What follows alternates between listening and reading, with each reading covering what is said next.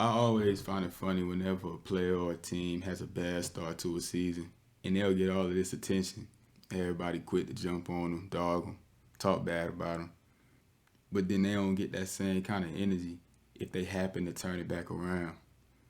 And I feel like there have been a couple of examples of that so far this season, but the Brooklyn Nets to me are one of the most solid examples of it.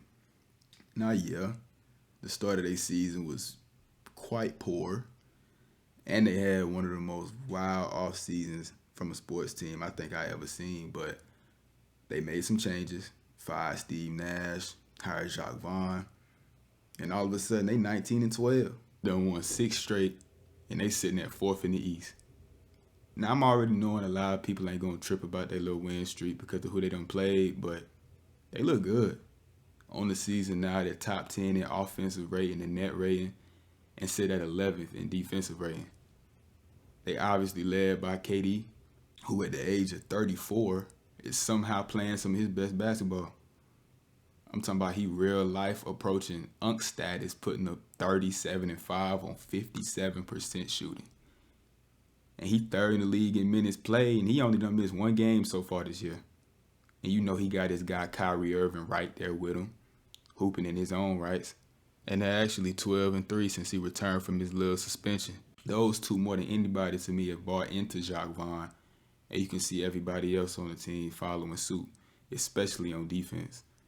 And when you just look at their personnel, you don't necessarily think too much of them on that end. But starting with their stars, you can see a much more concerted effort there.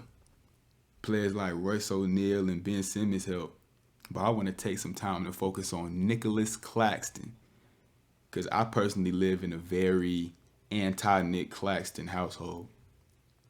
Nah, is he the best big? Nah, he's not, no. And I do think Brooklyn should look to try and add another more rebounding big to their roster before the deadline. But the things that he do bring them specifically defensively is something that they just can't replace.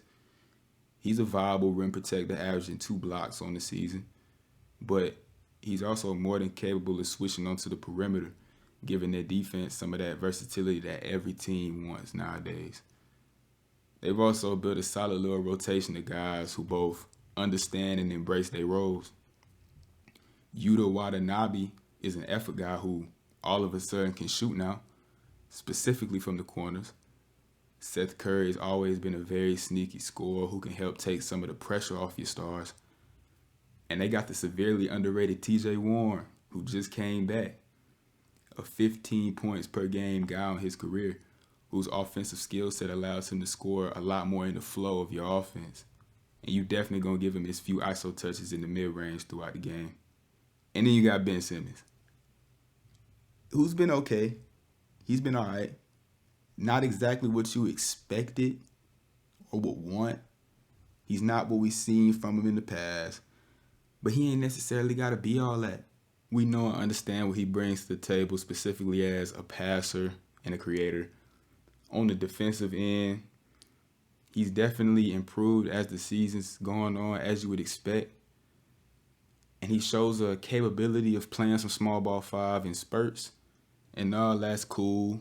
You know, that's great. But at the end of the day, you definitely would like to see him be and stay more aggressive on the offensive end. Now, for me personally, to start taking them more serious to make a legitimate run at the title, I do think that they need to add just one more shot creator. And that could end up being TJ Warren later down in the season. But if they manage to get maybe a Jordan Clarkson to bring off the bench, I feel like that might be the move and the spark plug that could really take them over the top.